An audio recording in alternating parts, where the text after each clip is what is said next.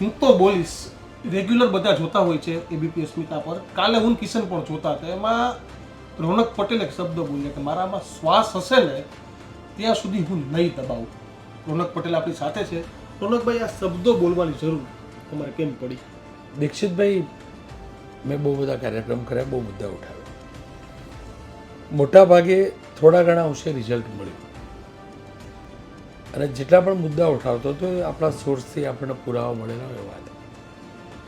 ગઈકાલે જે મુદ્દાની ચર્ચા હતી, ફર્સ્ટ યર MBBSના સ્ટુડન્ટ્સને 3 વિદ્યાર્થી કે જે સંપૂર્ણ રીતે નાપાસ હતા, એમને પાસ કરાવવાનું આખું એક ષડયંત્ર હતું, એનો પર્દાફાશ હતો.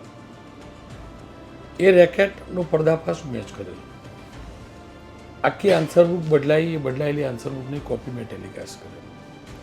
એના પછી અલગ અલગ તપાસ કમિટી, 3 જેટલી તપાસ કમિટીથી, એ તમામના રિપોર્ટમાં સ્પષ્ટ હતું કે આખી આન્સર બુક બદલાઈ. છતાંય ઉત્તર ગુજરાત હેમચંદ્રાચાર્ય યુનિવર્સિટીએ કોઈ FIR નહીં કરેલી. કિરીટ પટેલ પાટણના ધારાસભ્યએ કોર્ટમાં ગયા. અદાલતે કહ્યું સ્થાનિક પોલીસને કે યુનિવર્સિટીને કહો FIR કરે ને આટલા દિવસમાં FIRની જે પણ પ્રગતિ થઈ હોય જણાવો. કેમ કે 20 તારીખે એની મુદત છે, એટલે પરમ દિવસે, એટલે મેં ગઈકાલે શો કર્યો અને આગલા દિવસે FIR નોંધાઈ. FIR નોંધાઈ એ નોંધવા ખાતર નોંધાઈ કે કોર્ટે કહ્યું એટલે કોર્ટમાં જવાબ તો આપવો પડશે ને, એટલા માટે નોંધાઈ.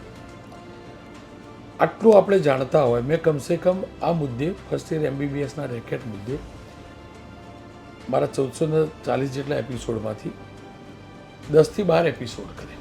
ઓહો, મારી જોડે એક પુરાવા છે. જ્યાં રીએસેસમેન્ટ થયેલું ત્યાં પણ આ છોકરાઓ ફેલ હતા. જેને રીએસેસમેન્ટ કરેલું એ સુરત મેડિકલ કોલેજના ડીનને મેં ભૂતકાળમાં લાવી બેસાડે.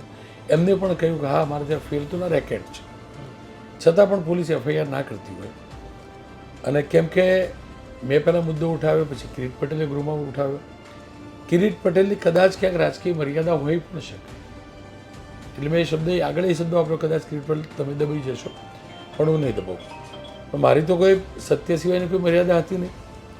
અને બીજી વસ્તુ કે છેલ્લા શ્વાસ સુધી હું નહીં દબાવું. જો હું તો પોલીસ કાર્યક્રમ કરતો હોય, દમખમ સાથે કરતો હોય, દાવો કરતો હોય કે હું જનતાનો અવાજ બનવું, અને હું જ મારા અવાજ, જે સત્યનો અવાજ મેં જ ઉજાગર કરેલું હોય. મારી એ 3 દીકરાઓ જોડે કોઈ દુશ્મની નથી, મારી યુનિવર્સિટી જોડે કોઈ દુશ્મની નથી, એ વખતના તત્કાલીન વાઇસ ચાન્સલર જોડે કોઈ દુશ્મની નથી.